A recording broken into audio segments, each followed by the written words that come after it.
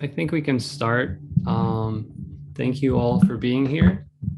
Thank you for being here at the first DSA International Committee virtual movie night. My name is Gerard. I'm a member of NYC DSA and the DSA International Committee, and I will be facilitating today's event. I'm also joined by Greg, another DSA International Committee member who is based in South Korea and is the co-host of the podcast Red Star Over Asia.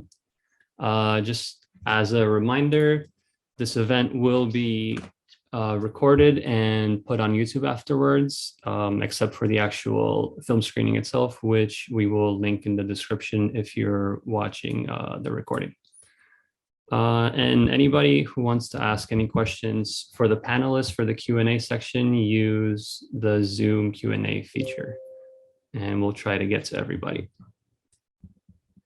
Okay, so just to go over the agenda for today, as part of the DSA International Committee's ongoing political education projects and working to build ties with leftist movements around the world, we're hosting this series of film screenings in the Asia-Oceania Subcommittee on various revolutionary, anti-colonial, and socialist movements across Asia, with the first one being on Korea. We're also joined today by special guests from two leftist Korean orgs, Daehan Sung from the International Strategy Center in Korea, and Juyeon Ri and Haruki Eda from Nodutdol.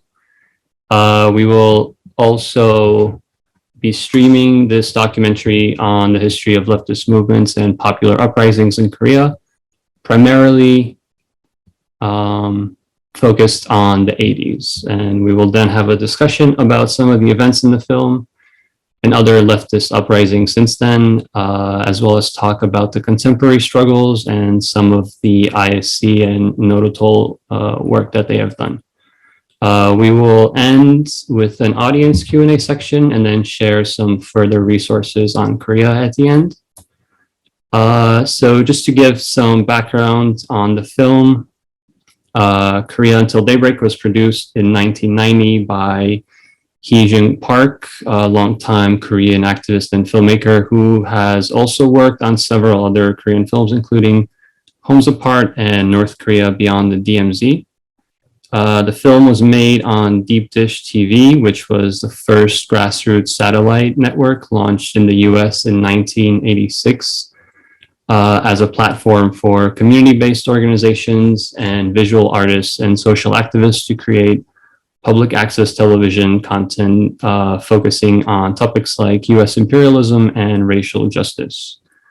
The documentary features South Korea's decade-long street insurrections in the 1980s from the point of view of workers, farmers, and students who have stood on the front line of the reunification movement and against economic exploitation and militarism. So we will stream this live over Zoom. If you have any problems seeing the film, please let us know and we'll try to fix it for you. The film also has some artistic stylization in how it presents some of the footage. So if you see any weird video glitches, don't be alarmed. It's just how the movie is. Also, the narration won't always translate every word being spoken. So we're just presenting the film how it was made. If you have any questions or clarifications or want to discuss anything, I think you can use the chat to ask any questions. And just as a content warning, there are some graphic scenes in the film from some of the protests. So just careful with just be aware of that. So I think with that, we're gonna pause the recording. If you're watching the recording, just check the description for the actual video link.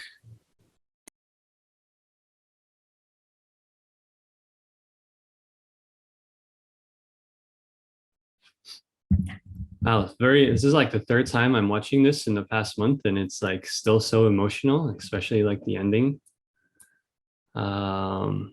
Okay, so just as a reminder for the audience, if you want to ask any questions for the panelists, please use the Q&A feature and we will pose it at the end in the Q&A section.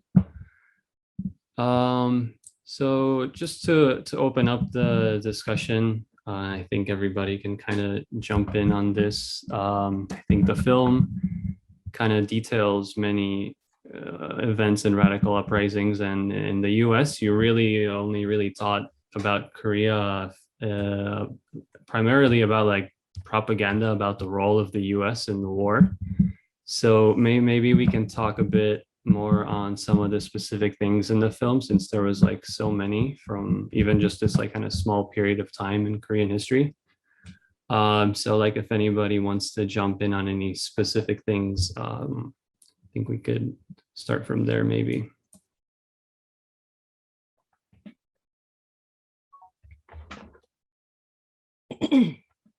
So in Gwangju, I guess I'll just start to talk about a little bit about the Gwangju. So when Gwangju happened, it was right after the military coup, and the people talked up in the movie, in the video, they talked about how it was people realized the Korea, the U.S. was not the protector, quote unquote, protector of the freedom or democracy, and they just saw the naked face about the U.S. imperialism was also related to the fact that in Gwangju, the military came to kill the people on the street and to break out that uprising, and U.S. had a military control.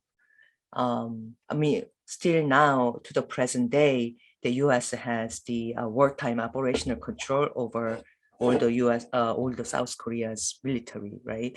But at the time, peacetime military control was also in the hands of the U.S. So U.S. had a first-hand knowledge, and that has been proved over and over again when some documents were declassified afterwards, little bit by piece, that U.S. had a full knowledge about it. But at the Gwangju, when people heard about U.S. involvement, they all thought that the U.S. military were coming to save them from that isolation and the blockade. So that was one of the big moments in Korea's modern history, that people as a masses realize that the US is also siding with the military dictatorship, not with the people. I wasn't sure that was very clear from the movie.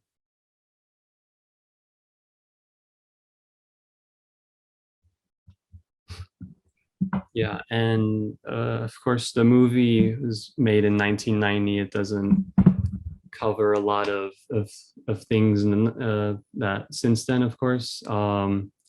I think maybe if anybody wants to talk about anything to kind of bring it into from the past to the present, anything in like the 90s or the 2000s that is important to sort of in like the development of this continued like leftist movement in Korea. You know, if anybody wants to kind of talk about anything that the movie might have like not touched on, that's still important. I mean, a lot of things changed like from 1990. I mean, when you're watching that movie, that's, one can say it's the heyday of the social movement in Korea, right? It's like after, I mean, I'm going to cover some of this stuff in my presentation, but after 1987, I mean, like 1980 was the rallying call of the democratization movement, and it peaked in 1987, and the student movement and all the various movements were riding high on that wave when this was being made. Of course, it wasn't like everything was like fine and dandy in 1990, because the ruling party still stayed in power because of like the liberals splitting the vote. But nonetheless, this was the social movement in its ascendancy, right? So it was a very like powerful time, right? So, but you know, things have changed as they have all around the world, right? like all around the world, a lot of social movements have weakened, and due to you know, due to global capitalism, right? Due to like globalization, like workers' movements have significantly weakened.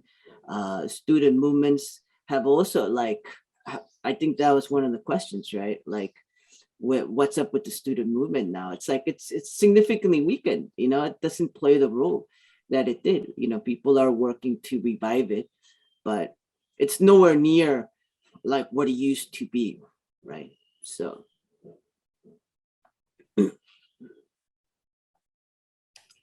I want to briefly speak on the comments that's emerging in the chat about neoliberalism and the idea perspective that it's the same old structure reiterating itself. There's nothing new about neoliberalism. I actually disagree. Historical context matters, that neoliberalism actually happened and is ongoing process. And it's really important to look at what is different from the past and present instead of lumping it all together. So some of the things that I want to highlight in the case of Korean context, South Korean context, is the impact of 1997 IMF crisis, which is also called the Asian financial crisis, which led to structural adjustment policies. And that's when the US and European and Japanese capitals swooped in to buy up most of the Republic of Korea, South Korea economy.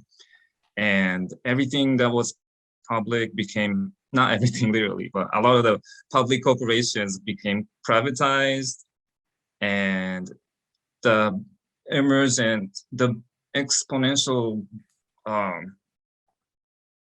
birth of this mode of life called irregular employment, that's where it became, nobody was, not, I shouldn't say nobody once again, but so many people were employed on this irregular form instead of shifting out of this old days of the welfare state, full-time employment, into this really dispersed ways of economic life, everyday life. And we do need to take these differences into account when we do a concrete material historical analysis.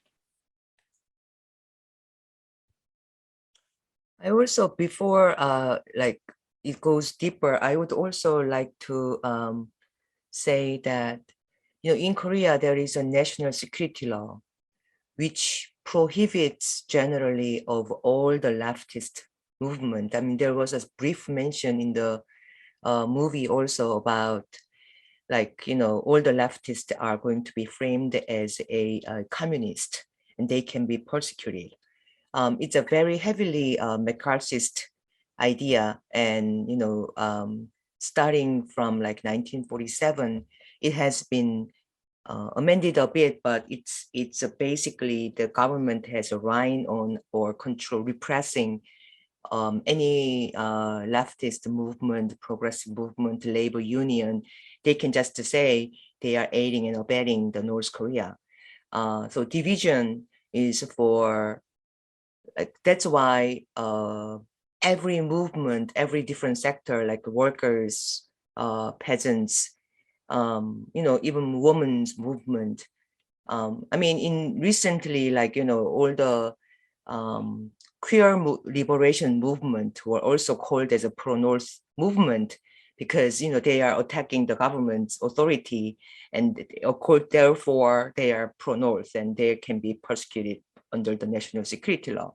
Just like a very broad reach of a counter-terrorist act in the US, I guess, you know, and the government has a right. So under that circumstances, fighting for justice, or, like, you know, even trying to create a union is a very brave move.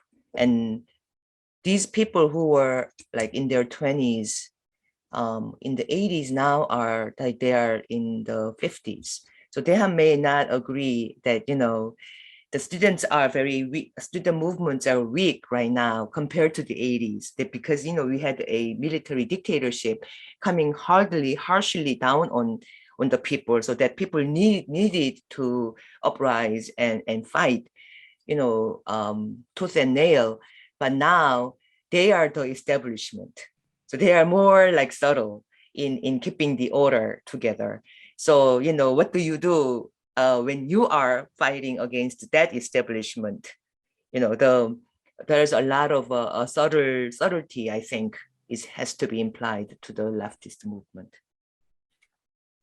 Yeah, I mean, I completely agree. Like the criticism of that generation that came out in the video is that a lot of them just joined the Democratic Party and became liberals. And I don't know, in the extreme cases, they even joined the conservative parties, right? So, but, you know, of course, there are, like, I think, like, demographically speaking, like, it's interesting because having been part of the social movement in the United States, like, you could see what the age demographic is, which is, I mean, back when I was a part of it, it was like much younger. But in Korea, there's a swell in that generation in the 50s and 40s. The problem is that younger people are like not, you know, that generation in some ways was, I don't know if the word was, yeah, it was supposed to be the generation that brought democracy into Korea. And of course, many of them just joined the establishment, right? Many of the leaders. And then the problem is that there was not like young people that like followed because they basically cut off. They should have played a different role, like leading and keep on building, but many of them just didn't, you know.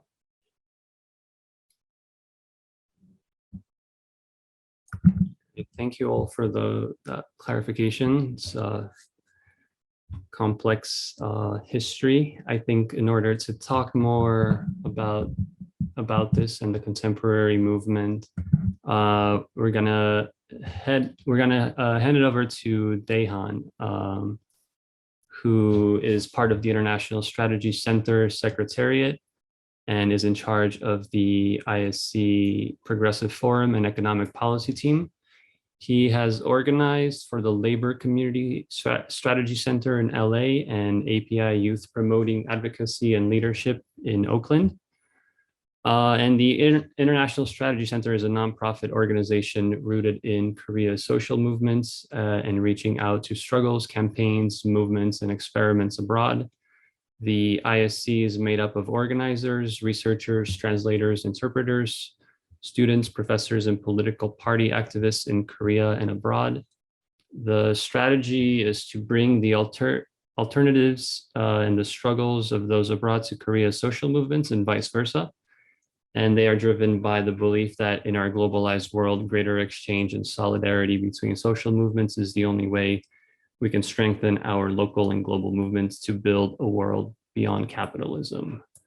And Daehan, you can take it away. Great, thank you, Gerard. So yeah, I'll just hop into my presentation. So let me see, I'll go into screen share. This, all right, is that working? Yeah. Yeah, cool. All right, so yeah, I'll just get to it.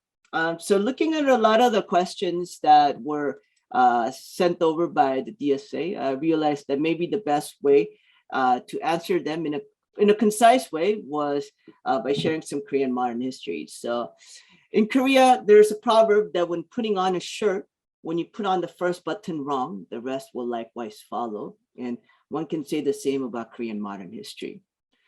After the Japanese occupation ended with their defeat in World War II, instead of Korean people being allowed their self-determination through the people's committees based on the independence movement that had already secured order, punished collaborator, created worker cooperatives, and distributed the land, the US proposed to the Soviet Union dividing Korea along the 38th parallel with the taking the South.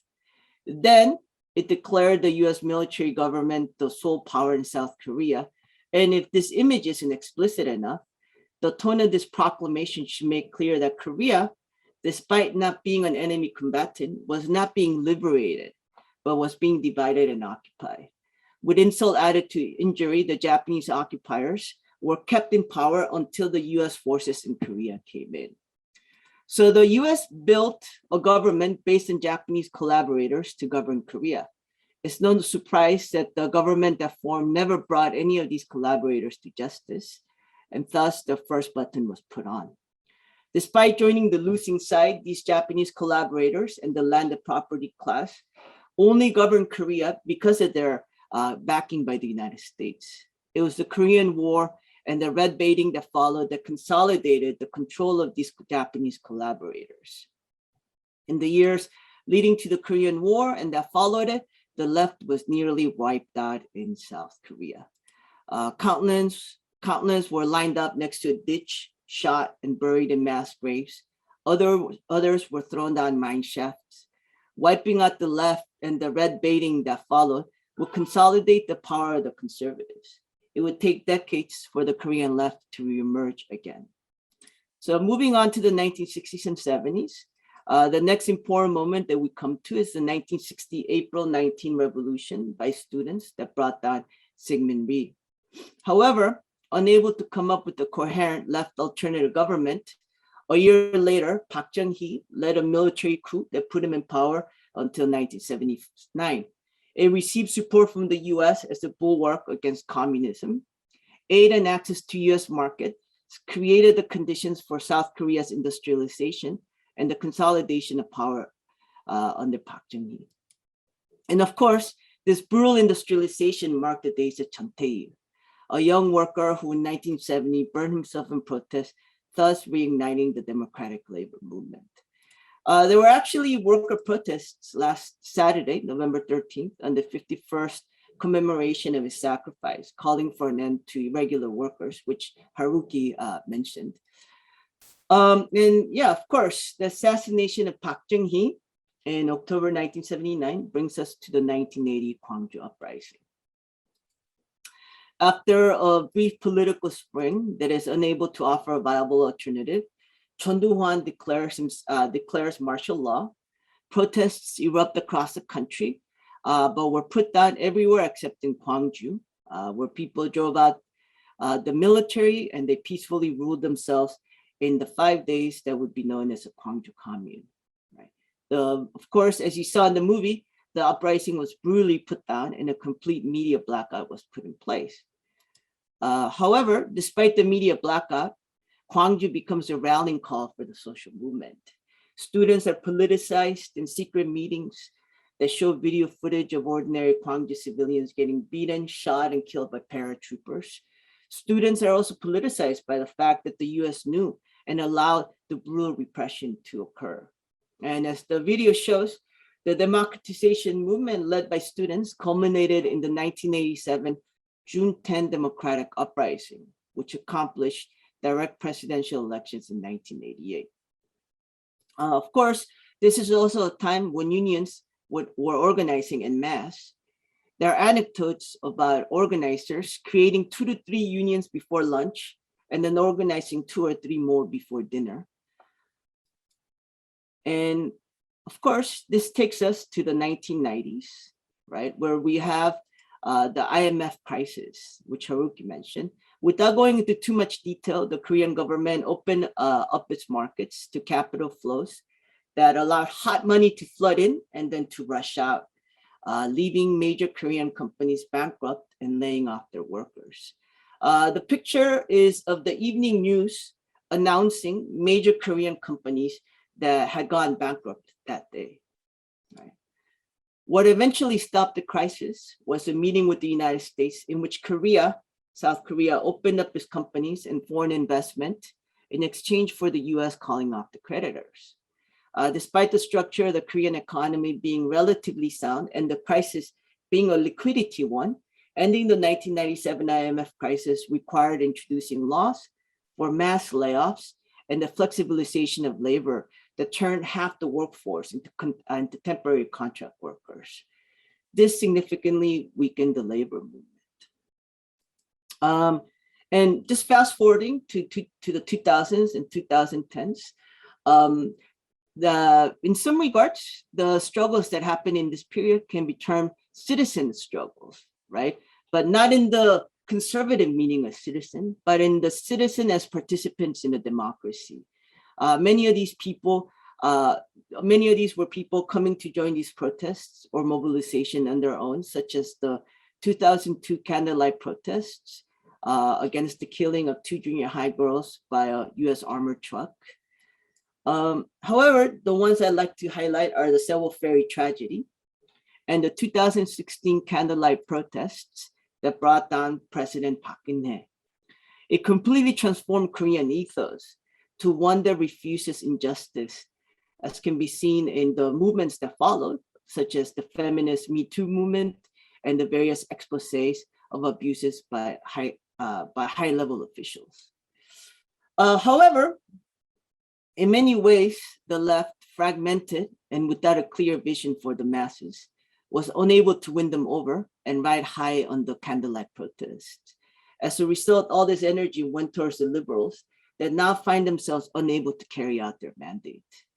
And it's time for the left and progressives to come together and offer ideas and a vision that could inspire the masses. So what's next?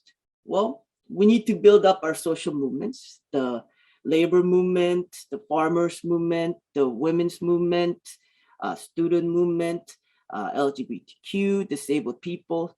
We have to build up all these movements. And we need to create a progressive vision that can inspire and win over the masses. And both of those things are the purpose of the IAC. We know that to build up local and global movements, we need greater exchange and solidarity. That's why we have our IAC Progressive Forum to explore the important issues of the day together with Korean social movements. Such as our last event was an event that we co-hosted with Korean housing organizations and housing networks, because one of the hot issues in Korea right now is the real estate market, right? Constantly increasing prices, which I imagine is also similar around the world. And I imagine also in New York, right? Where like Nodutdol and you all are at, right? But so yeah, there was a historic referendum that was won in Berlin, where 54% of people said that they would expropriate about 200,000 housing units from large real estate. So yeah, we joined with the people that led the campaign, and we've also had events with like Vijay Prashad on like Afghanistan, with Cuba and over Nicaragua as well. And yeah, and we want to build community in the process, right? We know that none of this work is possible alone, that you need to build community. And yeah, the other things, we translate the materials that can put social movements in Korea in common discourse with the rest of the world. These are some of the, we'll be publishing Washington Bullets by Vijay Prashad in Korean fairly soon. So yeah, that's happening. And we also translate articles from these publications. We also provide political education about Korea, as well as about social movements around the world. The picture on your right is one of the 3 delegations that we coordinated to Venezuela. And finally, we do policy research. We want to inject those ideas, experiments, and struggles that can inspire new visions of a better world. And all this content goes up in our English and Korean newsletter. So join us as we build a local and global movement together. Thank you.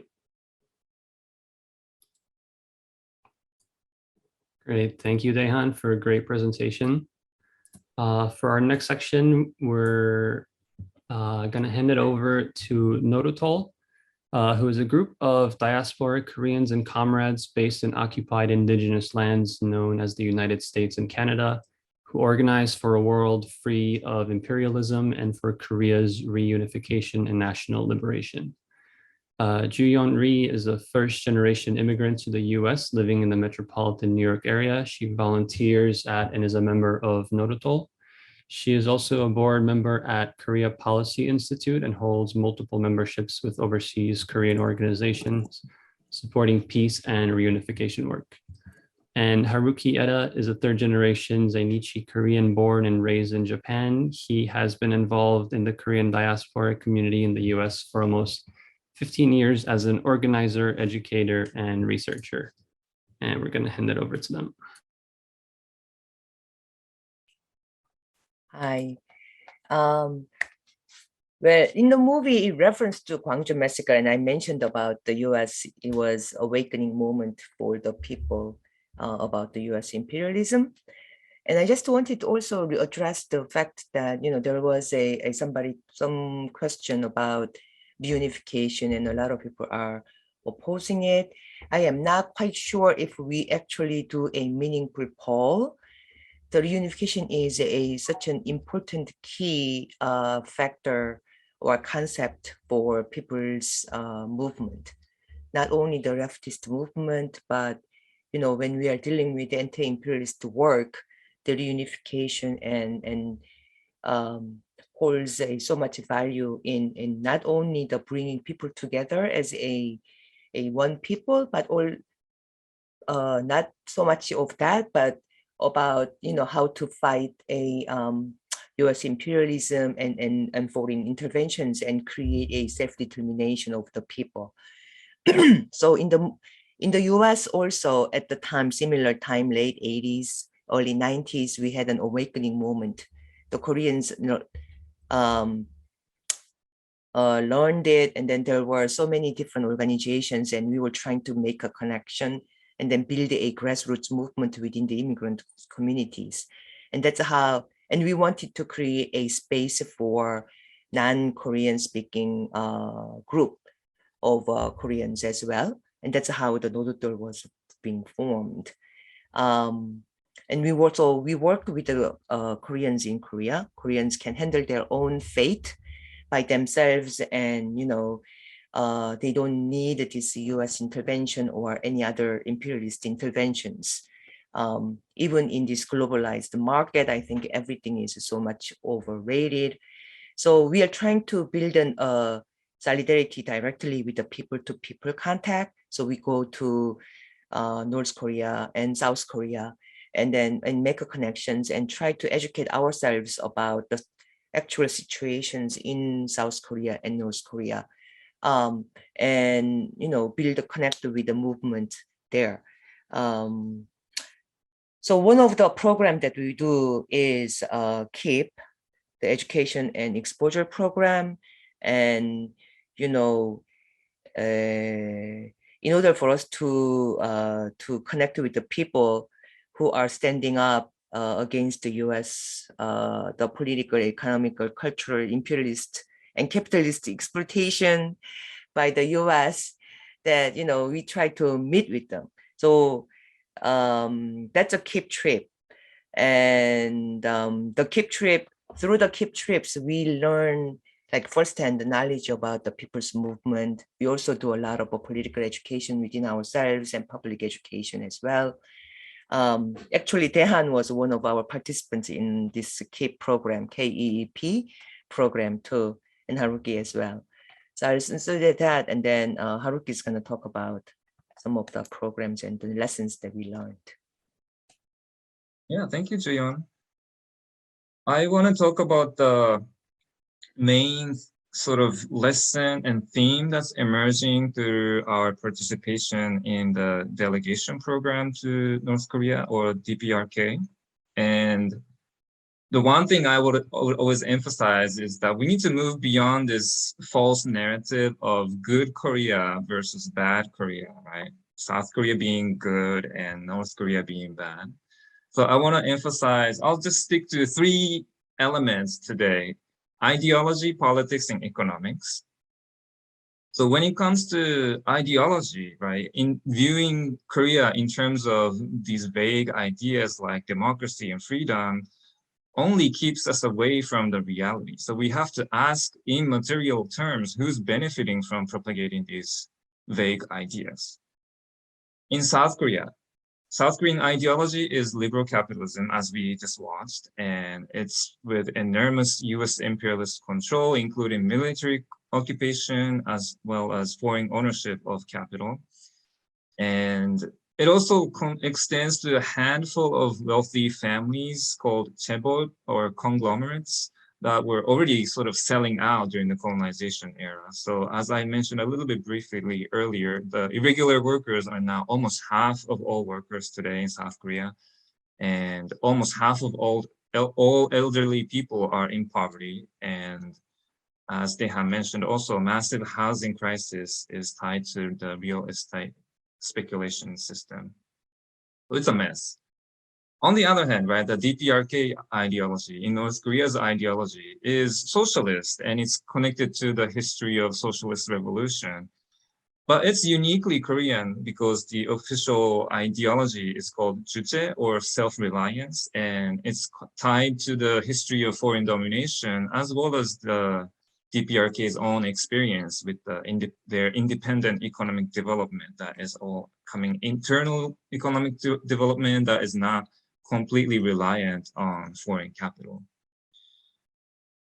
So when the North Korean revolution was emerging after the end of the colonization by Japanese, there was a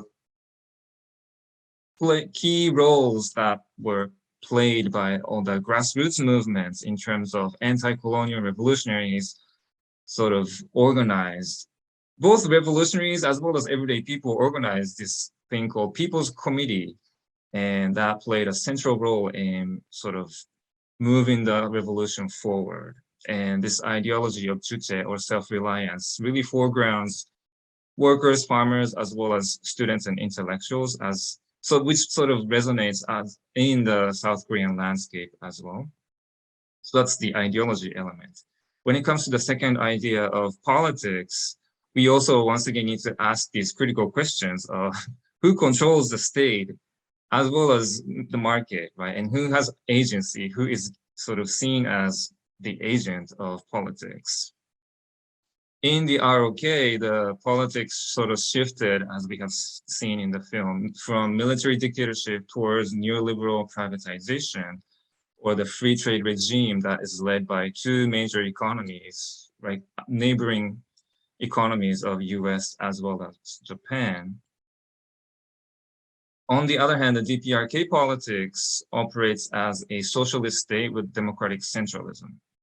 So it really emphasizes international socialism and third world liberation.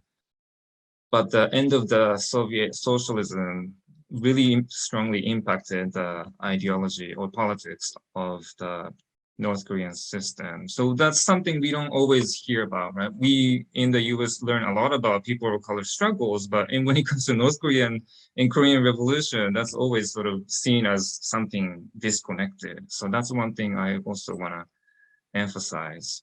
And thirdly, in terms of economics, once again, right, who manipulates the system and who really authorizes these economic policies in the first place? In South Korea, the ROK citizens have enormous personal debt today, and currently household debt is 105% of GDP of South Korea. The miracle of South Korea didn't really benefit the people. And especially today, we hear so much about K-pop and K-drama, but we also know that these cultural products as a soft power sort of emerged actually in response to the 1999 Asian financial crisis or the IMF crisis, which once again doesn't really benefit the people, working people either, and continues to enrich the people who are already wealthy in South Korea. And lastly, to emphasize the DPRK's economic situation, we need to really keep in mind that the DPRK is currently at war with the United States, the strongest nation ever in human history. And this mentality really structured the North Korean society to orient the distribution of resources toward self-defense, right? And in addition, we also need to keep in mind the impact of economic sanctions, which really are macroeconomic manipulations imposed by imperial nations. And just three things about sanctions. Almost 4,000 people have been killed by shortages or delays to United Nations aid programs in 2018. And over 80% of them were children under 5 years of age. So the real number is actually probably higher, but that's the number that we have access to. And secondly, sanctions are actually keeping the North Korean leaders from conducting talks with the US, right? As long as sanctions are ongoing, from the North Korean perspective, they can't trust the United States intentions, right? Why would they negotiate with the person who would not stop hurting them.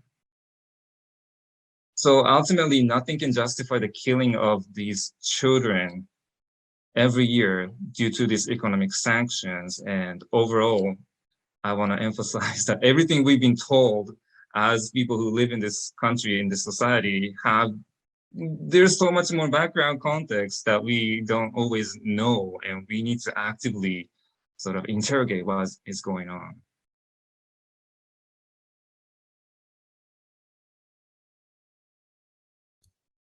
Great, thank you guys. That was very informative. Thank you all for the discussion. We're gonna move to the Q&A section, and it seems we have quite a lot of questions. So I'm just kind of looking through them. To start off, actually, I think we can see. Okay, so there are about 30,000 stationed US troops in South Korea, and the US operates around 15 military bases today. How do Koreans view the history of US military occupation and the ongoing military presence today? And how is the US military movement today? And are there any like notable campaigns that are currently going right now? And I think maybe Daehan, I might go to you. Well, I guess, for example, there's the U.S. military used to be a Yongsan military garrison, but it's moving to Pyeongtaek, or it's like the U.S. military has already like emptied out the base. But you know, back in the day when there used to be U.S. military troops there, like people would just pass like back and forth without much thought, right?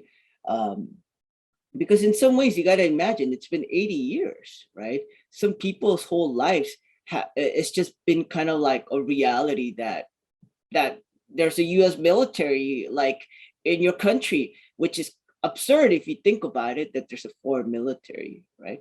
Of course, the campaigns and struggles arise when there are when there are like issues, right? Like in 2002, when two junior high girls walking along a road, got run over an armored truck. This completely like ignited like a movement. It was the first candlelight protests, right? And all that happened because I mean, the two soldiers that were tried were not tried in a Korean court, right? They were done like under the SOFA, the Status of Forces Agreement. It was done like in the U.S. and they, as far as I know, they were let go. They were let go without any sort of punishment, right? So there's flare-ups like that, right? There's the Kangjung naval base struggle that happened. There's in 2000, I think 2008, starting 2008, Chuyun will probably know, like, because she was involved in that. And then there's the struggle against, there was the Pyeongtaek struggle against the people that were getting displaced. So as regards to like how people feel about it, right? Like there's a huge generational shift. The Korean War was a completely defining moment in Korea. It was the birth of South and North Korea in some regards, right? It was a baptism by fire. And because of that, like there are people in their 70s and 80s or whatnot that are conservative, like 100%, right? Where they would just vote based on like the party. They wouldn't even look at who the candidate is, right? And a lot of that is because of the impact that the Korean War had on them. You know, I think like Bruce Cummings says that that the US media lives in the eternal present, right? There is, like Haruki mentioned, there is no history when it comes to understanding US North Korean relations, right? There's only just like what happened at that moment, right? There is no historical context, right? As regards to like military campaigns around the US military, there is a campaign right now because the Yongsan military base was emptied out. And now people are trying to transform that into a peace park, right? That would preserve a lot of the history that's there, because before it was a US military camp, it was a Japanese military camp. right? So there's a lot of history. So there's a struggle around that, and there's a struggle around like cleaning up the toxic waste, including DDT and like oil that's basically, you know, there's a part where if you could directly see the oil that is seeping into the groundwater, right? And I think the Korean movie Host was based on like something that really happened, which was all this formaldehyde was just dumped into like the Han River, right? So yeah, there's definitely active campaigns, but as regards to how people feel about it, right? You know, in some ways, until something crazy happens, it's a bit like a part of people's just lived realities.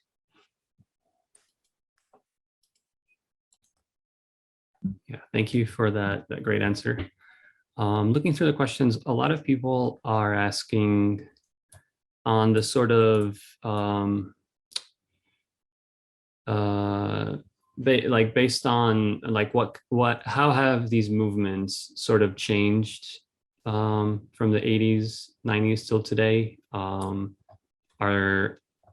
there's because the film kind of talks about all these like very large popular mass radical uprisings.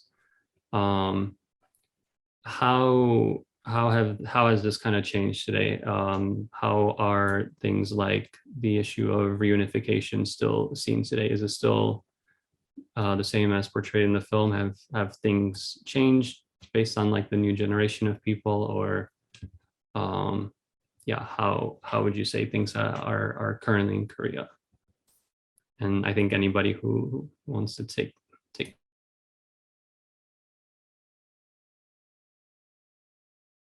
One thing I would just like to add, I think like I kind of mentioned about like some of the things that have changed, like the rise of LGBTQ movements, the rise of like women's movements, disability people's movements, right? A lot of these are very important. And there are some of the most vibrant movements in Korea right now. As regards to reunification, which I think Haruki kind of like mentioned as well. I mean, in some ways, a lot of people mentioned that young people don't want reunification in South Korea because, you know, they grew up their whole lives as just South Korea, right? But in some ways, it's also like a ruling ideology, right? There is no conversation about like the military service that you do for 18 months. Like, why do you have that? You have that because the Korean Peninsula is divided. If the Korean Peninsula was reunified, there will be no excuse. There will be no justification for doing 18 months of service at the prime of your life that people absolutely detest and fear, right? Like economically, I mean, South Korea would not be an economic island. There would be a train that would connect like South Korea to the rest of the continent, right? I mean, even like capitalists, they look at it and they say, yo, there is a synergy between North and South Korea, right? Even like farmers issues, right? Like there will be so much synergy, right? So people just look at the costs, right? Without actually looking at the full picture, right? And of course, this is part of the ruling ideology.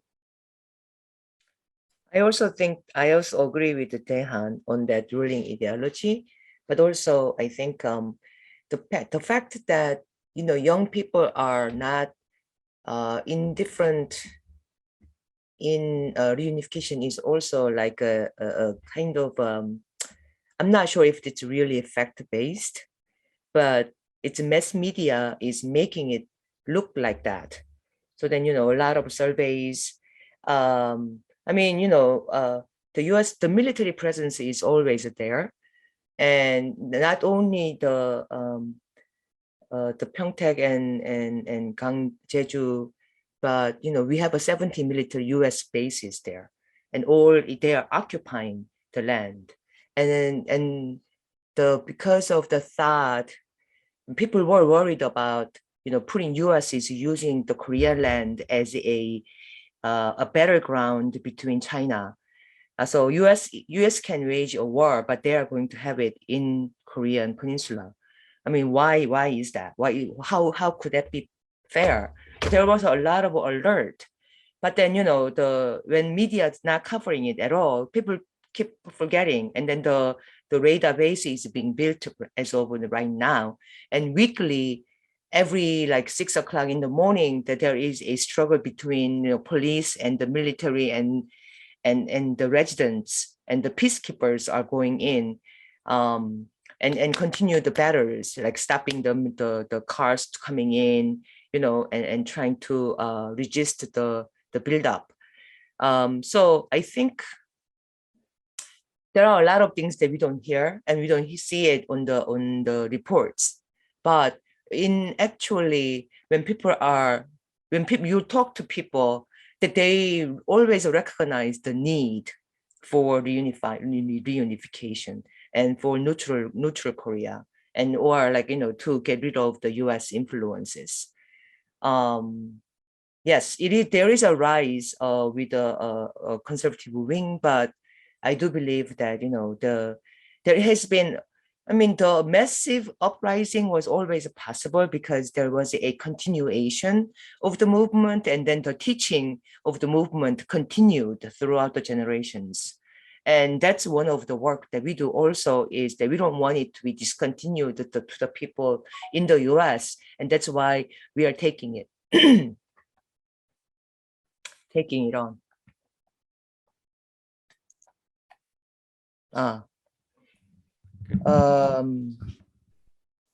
Okay, so we were just asked to share some of the experiences that when we go to the North Korea. Well, when we went to North Korea, one of the visits that I remember, two things that I remember specifically was, we go and we are not such an extrovert. So, and then you meet with the people. So bunch of the US people put it into, a farm, and then say, okay, let's talk to the farmers. And no one really can easily, break into a light conversation. I mean, to a conversation that is past the weather, past the dating, all that. So we had somehow a simulation, like, a tip on how to begin the conversation. Like, ask about your date experience, or what's their hobbies, or like these things. So one of the participants asked, when we were meeting with the students in university, said, so, but the question came out as, do you date? And the answer that came in was in such an angry, do you think we are machines? We do date. We do get married. We do have romances here. Like, so people were so, and then she broke out in tears, like saying, oh, I didn't mean to offend you or whatever. But that shows that people have a somehow some kind of idea about what they were being talked about, like how they are being represented in Western media. They clearly know. There are a lot of people who goes to study, not only in France, but also like Switzerland, but also like Singapore, Malaysia, more neutral countries. When I went to Bolivia, where people ask me like, oh, I'm from Korea. They say, oh, are you from North or Norte or Sur? And I said, have you ever seen a person from North Korea? And he says, yeah. All the people I saw was only the North Koreans up until like, mid 80s. And then everything changed and now they're gone. But, so then I was a little bit shocked also. Like, they are not as isolated as we would like to believe. They are well educated about how they are being presented. That's one thing that I learned. And then second one I can talk about is we visited a factory. And the factory just recently had a renovation. So they did all this tile work outside. And they talked about how they all have a share in so they are owners. They had such a dignity in, they are the owners of this factory. All the employers, all the employees were believing that they own this factory. So they took out like after hours to do the tile work. So then one of the participants said, "So did you get paid for overtime?" And then everyone was like, do you get paid for paint job when you're painting your house? You know, so then there was this gap between how you are always being like employee minded as a person who's not benefiting versus, you know, I am an owner of this factory. This is like mine type of territorial attitude. And it was, and you know, they were not actually good at the tile work. So they said as they were doing it alone, that they learned to be a great tile worker. Now they can really do everything. They even put the tile on the garbage cans and everything else.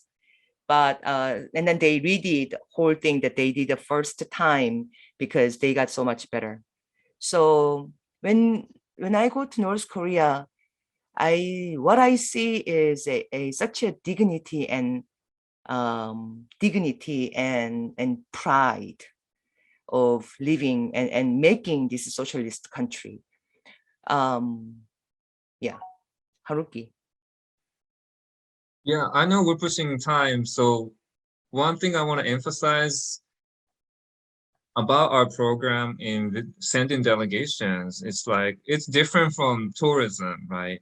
In North Korean government, there's a tourism sector that deals with all the tourists, but we communicate with the overseas Korean community. So we sort of go into the country through a completely different channel as opposed to tourists and journalists and aid workers and all humanitarian people.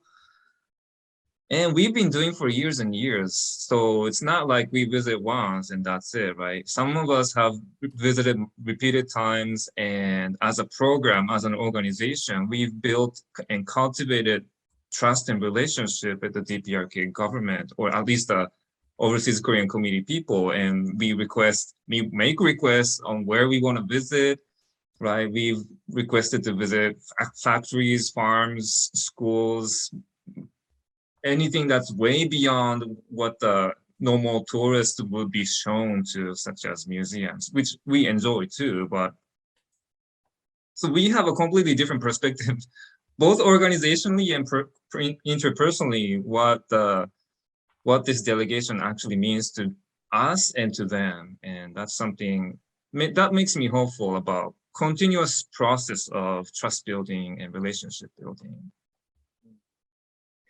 I also mentioned one thing that we are doing as a Nodutdol is Nodutdol is a part of a big coalition to lift the travel ban to North Korea. Actually, after the Oro Wonbeer incident, that, you know,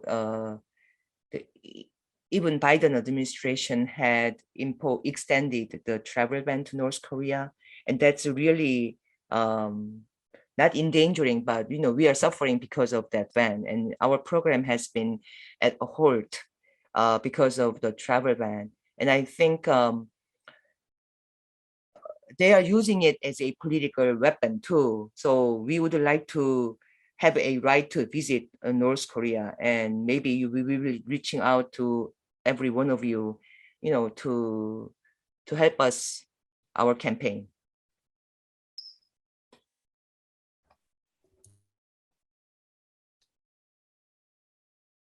Thank you for sharing that. Sorry, muted myself. I think we're gonna go a little bit over time, but just as a last question, because people are asking, with like the general strike happening in the South and with the presidential elections coming up, I was wondering maybe if we can talk kind of quickly about how the development of a leftist movement or party in South Korea is, what kind of challenges it faces, why isn't there a leftist party in the South Korean government, for example, and maybe you can talk about like how you guys think this can change, or like how you see your work kind of revolving around that.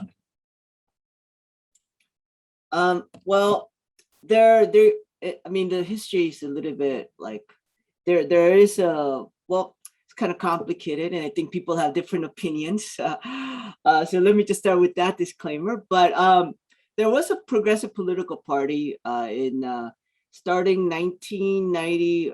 Chuyun probably knows more accurately, but 1998 or something. It was called the Korean Democratic Labor Party, and it emerged out of the KCTU. It was a KCTU initiative, the Korean Confederation of Trade Unions. And the reason why was because there had been a push to do these like mass layoffs in 1994 or something. And basically the KCTU defeated that before, that being introduced later to the IMF crisis. But that was an awakening for them, where they were like, yo, we need like our own party. And so that party formed, and it was like effectively a very powerful, it was a social movement based political party.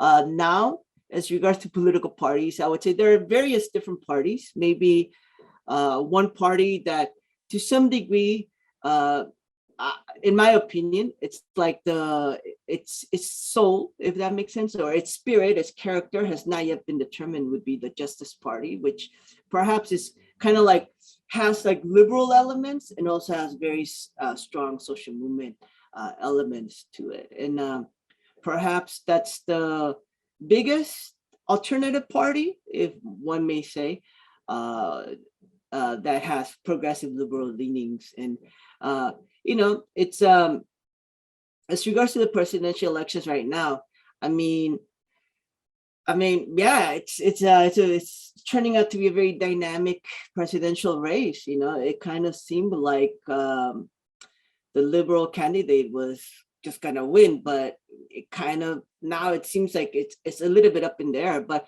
I guess one thing that I do want to say is that the candlelight protest completely transformed Korean society, right? It's changed Korean social ethos, right? Where even the conservatives have like tried to reinvent themselves, right? Because yeah, Korean society has changed. The problem is that progressives have not been able to come up with like a vision that could address people's real world concerns, right? And a lot of that is because the dialogue, it could only be limited by the history of Korea, right? It's like the birth of South Korea was a conservative birth, right? And it was baptized like in an anti-communist war, right? And of course, even the Korean War, I think there was a question about how it compares to the Vietnam War, and I would say it's identical, right? In the sense that it wasn't a truly civil war, right? If anything, I mean, this is perhaps a controversial perspective in my own, but it wasn't a civil war by any standards. It wasn't like like everybody thinks Korean War was a civil war, but Korea was never divided. There were never like two cultures that emerged separately, one slave and one anti-slave or whatever, one capitalist, one communist, and all of a sudden they duked it out. No. It's like another power came, divided it completely artificially, cutting across towns that had been there, right? And beyond that, like Bruce Cummings even says, there was no material basis for market-based economy like the US so strongly desired in South Korea, because the people that were the market-based people stood on the wrong side of the war. They stood with the Japanese. They were completely delegitimized. They should have in fact been rectified, and they should have been like brought down, but instead the US came and propped them up because they knew that those were the only allies. They knew that this group of people, beyond whatever their technical skills or whatever it is, that they needed them, right? They needed them for their own survival so that they wouldn't get punished for the betrayal that they committed, like during the Japanese collaboration period, right? So to understand like South Korean politics and the limitations of progressives, I mean, Korea is a fairly young democracy, right? 1988 was the first democratic elections, but the ruling party stayed in power. 1993, a liberal candidate came in, but he came in joining together with the ruling party, right? It was only 1998 that there was a true transfer of power from the ruling military-based power to like to the liberals slash progressives. I also want to add that I mentioned about the national security law. You know, the Seok-Gil Lee, who was a leader of the Unified Progressive Party that came out of the Democratic Labour Party, you know, it got really big, and it had even 11 representatives at a time. At one time, he, under the Park Geun-hye administration, they got backlashed, and he's now in jail. He has been in jail for almost 9 years. And to a charge, like, you know, a charge that said, what was that? I almost forgot now, but it was about the rebellion or inciting people, but there was no I think it was like planning insurrection or planning an insurrection, but there was no insurrection. So there is a repression. There is definitely a political repression, and the current institution, current law, legislation does not really help or give a freedom for the people who can go into to gain the power. However, there is a Justice Party, there is a Progressive Party, there is a Democratic Progressive Party. There are a lot of leftist parties that are trying to build their bases and work with the labor and the peasants. And the movement in the underground is still ongoing, I would say. You know, it's just that they are not visible at sometimes, especially when, like when Obama was elected, not too many you know, progressive people were able to organize the mass organizing on the ground, because people think that, you know, people were hopeful that the change may come. So by the end of the Moon Jae-in administration, people are doing a little bit of disappointment, I believe. However, they are disappointed and they are looking into the alternatives. But they're also afraid that, you know, conservative party will take advantage. Like a person like a Trump will take an advantage in the Korea setting.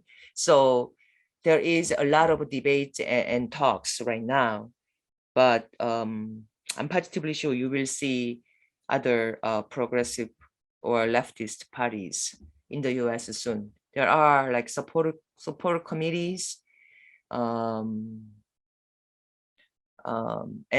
there are some people in the Korean communities in the US that they support these progressive parties and try to bring them in here so that the leftist movement here can also hear from them. Great, thank you guys. Sorry we went over time, but we have such great guests. I didn't want to waste any of these great questions. Greg, do you want to share your screen really quick so we can share these links with people? We have a few things to close out. I just want to thank everybody for being here. I want to thank our guests for coming on and doing this great panel with us. I hope everybody liked the movie. If you want to rewatch it or share it, it's available for free online. Before we close, we have these links to share with you guys. I'm going to drop them in the chat. We have compiled some resources in that last one as well, if you want to continue studying or learning about Korea and any of these topics we talked about.